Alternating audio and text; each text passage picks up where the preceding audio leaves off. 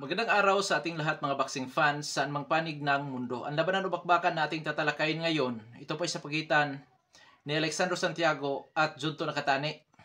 Fight schedule in Pebrero 24 taong kasalukuyan na kung saan gaganapin po ang bakbakan sa Kukugikan, Tokyo, Japan.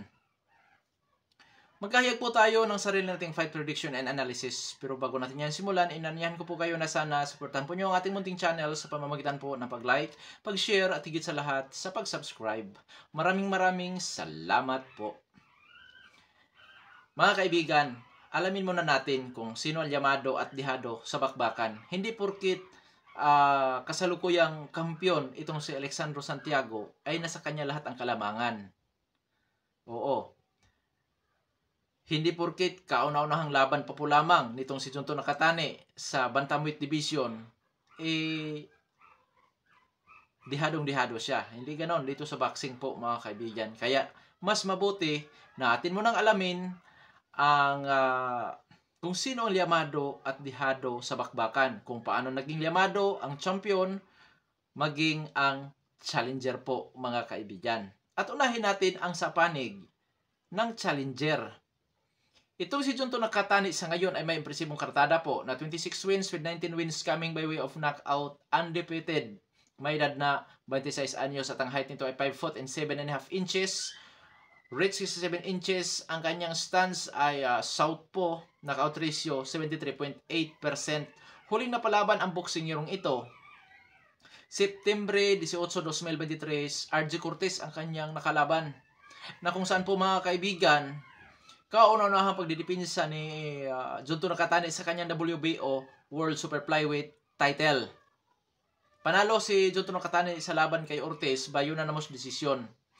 At nasungkit naman ni Junto Nakatani ang WBO matapos siyang talunin si Andrew Moloney noong Mayo 2023 po mga kaibigan. So, swerte si Junto Nakatani sa sa taon ng 2023 dahil yun nga, napanatili niya ang kanyang pagka-undefeated at matagumpay ang kanyang pagtaas ng timbang doon sa Super Flyweight Division. Pero ngayon, balak naman niyang tumas ulit ng timbang na kung saan nga dito sa Bantamweight Division. Pero mautak itong si Junto Nakatani dahil hindi niya binitawan ang kanyang titulo sa Super Flyweight Division which is ang WBO po mga kaibigan. Ngayon, pagdating sa eksperyensya nitong si Junto Nakatani, pagdating sa eksperyensya niya mga kaibigan, sa Super Flyweight Division, pinakamatinding na kalaban talaga niya, si Andrew Moloney, talagang kilala po yon. At doon sa Flyweight Division, isa sa tinalo niya doon ay ang ating kababayan na si Milan Milindo, kung di ako nagkakamali. Pagdating sa skills ni Junto Nakatani, boxer puncher, willing sa brulan o tututo na bakbakan, pressure fighter style, may counter-punching ability, defensive style, na kung saan po malimit niyang ginagawa ang pagbabakpidal at ginagamit niya ang ring, which is yung kanyang footwork, na kung saan po napaka-epektibo po ang kanyang footwork na in and out, pagbabakpidal, pagpapanatili sa kanyang distansya sa kanyang makakalaban, gamit ang double jab, 1-2 combination, counter uppercut, mga ganyan. Taglay ang hand speed, volume, kung bumabato na suntok, timing, power, at accuracy nitong si Junto Nakatani. Sa panig naman ng kasalukuyang kampiyon sa Bantamweight Division na si Alexandro Santiago, ang boksingerong ito ay may impresibong kartada din naman.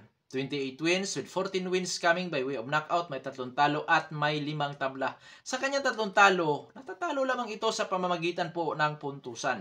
May edad na 27 anyos, height 5 foot and 2.5 inches, reach 65.5 inches. Orthodox ang kanyang stance, knockout ratio 50%. Huling napalaban, Hulyo 29, 2023. Nakalaban nito si The Filipino Flash Nonito Donaire na kung saan nakataya ang bakanting WBC World Bantamweight title. Panalo si Alexandro Santiago sa kanyang laban kay Nonito Donaire by unanimous decision. Karanasan o eksperyensya ni Alexandro Santiago, 2018, naging world title challenger ito sa Super Flyweight Division na kalaban niya ang ating kababayan na si Jerwin Angkahas na kung saan nawi po sa tabla ang kanilang laban. 2021, nakalaban nito si Gary Antonio Russell. Talo si Alexandro Santiago by majority decision. At 2023, nagkaroon siya ng isang magandang oportunidad naman na mapapalaban sa isang world title bout kontra sa The Living Legend na si Nonito Donaire. At yun na nga, panalo by unanimous decision si Alexandro Santiago. Nasungkit niya ang WBC at tinalo niya by unanimous decision ang ating kabayan na si Nonito Donaire. Skills nitong si Alexandro Santiago, mga kaibigan, all-around boxer o fighter ito. Napakagaling sa teknikalan na laban.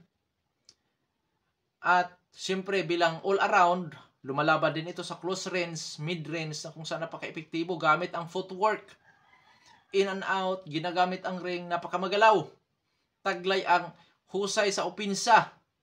At siyempre, may kahusayan pagdating sa depensa. Ganun pa man, dahil all-around boxer po ito mga kaibigan, hindi porket may kahigpitan sa depensa ay hindi marunong matatamaan. Natatamaan din po. Pero yun nga, ang kahanga-hanga lamang doon ay talagang matibay din ang pagmumukha nitong si Alexandro Santiago po mga kaibigan. Napakagaling nito pagdating sa puntusan at hindi pwedeng maliitin ang kanyang knockout ratio na umaabot sa 50%. Ngayon, dadako tayo sa ating comparison. Pagdating po sa edad, pareho na sa prime ang dalawang maglalaban which is 26-27. 26 si Junto, 27 naman si Santiago. Height and disadvantage. Llamado si Junto Nakatani. Mas matangkad si Junto Nakatani ng 5 inches. Sa reach, 1.5 inches. Sa power, lamang din si Junto Nakatani, mga kaibigan, ng 23% ang knockout ratio lamang si Junto Nakatani. So, height and disadvantage at power lamang si Junto Nakatani. Ngayon, pagdating po sa activity, parehong aktibo ang dalawang maglalaban. Sa karanasan, kung sa karanasan tayo, dito sa Bantamweight Division, mas nakakalamang si Alexandro Santiago dahil matagal na siyang lumalaban dito sa Bantamweight Division na kung saan dito na nga siya naging isang ganap na maging isang world champion. Samantala si Junto Nakatani, for the first time pa po lamang siya mapapalaban dito sa Bantamweight Division po mga kaibigan, na kung saan posibleng isa yan sa magiging disadvantage ng Japanese fighter dahil hindi natin alam kung kaya ba niyan tumanggap ng suntok mula sa Bantamweight Division, yung kanyang galaw magagawa or hindi ba magbabago ang kanyang galawan, ang kanyang tibay dito sa ibang division po mga kaibigan. Pero optional yan dahil posible din na sa height or sa tangkad ditong si Junto Nakatani tapos sa kanyang katawan, pwede rin na nadagdagan siya ng timbang sa katawan, mas lalong nagiging siya, yung nagiging nasa magandang kondisyon po mga kaibigan. O posible din yan na kung saan posible din yan na advantage para kay Junto Nakatani ang paglaki or pagdagdag niya ng timbang mga kaibigan, na kung saan yun nga nagiging balanse ang kanyang pagbigat po mga kaibigan sa kanyang height. Ngayon, kung sa skills naman tayo, may kalamangan si Alexandro Santiago pero may laban si Junto Nakatani, which is yung kanyang pagka-agresibo. Dahil maraming mga technical fighter, maraming all-around boxer na nahihirapan sa mga agresibo na katulad nito si Junto Nakatani po mga kaibigan. Oo, marami. Kahit sa laban kay Floyd Mayweather, agresibo si Maidana. Di ba kontrobersyal ang unang paghaharap na kung saan talo daw doon si Maidana or talo ba yun o tabla? Ganyan. So, malimit o katulad ni Jerwin Angkahas kontra Martinez. Maraming nagsasabi na technical fighter si Jerwin. Okay, pagbigyan natin. Technical fighter si Jerwin, nahihirapan sa agresibo. So, diyan mga kaibigan, may laban ang challenger sa skills. Walang duda, lalo na't napakatangkad nito. Taglay ang power, timing at accuracy at marunong magdala, gumamit sa kanyang height and disadvantage. Idagdag pa natin, mga kaibigan, doon gaganapin ang bakbakan mismo sa kanyang baluarte na kung saan ang crowd ay para sa kanya. At siyempre, yung mga Horado mga kaibigan, di natin alam kung may papaboran ba sa laban. Kaya delikado dito ang kampiyon, walang duda delikado. Okay, prediction na tayo. Junto Nakatani by split or unanimous decision. Kuya Dong Sports, knockout artist si Junto Nakatani. Tama kayo. Pero matibay si Alexandro Santiago.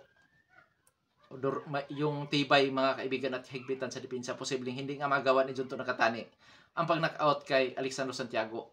May posibilidad na mauwi lang ito sa puntusan. Pero ganun pa man, this is boxing, anything can happen. Hindi porkit nasabi ko na sa aking pananaw ay mauwi lang sa puntusan, ay walang kakayahan si Junto Nakatani i-knockout ang kampiyon. Siyempre, yung pagka-agresibo, yung power ni Junto Nakatani, once na masunod-sunuran si Alexandro Santiago dyan, imposibleng walang iindahing pinsala, damage, na kung saan sanhin ang stoppage or technical knockout sa laban, na kung saan hindi na yan kagulat-gulat pa na mangyari sa laban na yan, mga kaibigan. Boxing ito. Pero yun nga, sa high prediction, baka mawi lang sa puntusan. Ngayon, this is boxing. Anything can happen. Hindi porkit dihado dito sa pananaw ko ang kampiyon ay walang tsansang manalo yan. May tsansa pa rin mga kaibigan. Sa panig naman ni Alexandro Santiago, dahil dayo siya, kinakailangan niyang i-knock out si Junto Nakatani or mapabagsak niya ng ilang beses itong si Junto Nakatani. At nang sa ganon, makuha niya ang panalo na walang pagdidibatihan na kung saan hindi madadaya. Kaya knockout lang po talaga ang the best na gawin ni Alexandro Santiago at nang sa ganon, mapiho ang kanyang panalo. Dahil kung mauwi sa puntusan, malaking trabaho ito para sa champion na si Alexandro Santiago po mga kaibigan. Dahil kailangan pa niyang kumbinsihin ang tatlong hurado. So sa mga katuwid, ang posibleng magawa ni Alexandro Santiago dyan, i-outbox si Junto Nakatani. O kung optional yan kung di niya magawa may knockout, kailangan makalamang siya sa puntusan kontra Junto Nakatani. So, may posibilidad gamit ang kanyang skills, karanasan, power, na kung saan pwede rin niya magawang may outbox, may domina ang laban kontra Junto Nakatani po mga kaibigan. Pero yun nga lang, delikado siya dyan pagka nauwi sa puntusan. Baka magkaroon lamang ng dikit sa scorecard. Dahil kung magkaroon ng dikit sa scorecard, alam nyo na ang posibleng kahihinatnan sa laban. Pero ang nakakatiyak tayo sa bakbakan na ito, tiyak na ma-aksyon po yan. Dahil warrior ang Meksikano, warrior din ang Japanese fighter na kung saan makapag-produce yan ng magandang laban po mga kaibigan para sa ating mga boxing fans. Kaya abangan natin, magandang laban po ito mga kaibigan. Hanggang dito na lamang ito Pandong Sports PH. Maraming salamat po.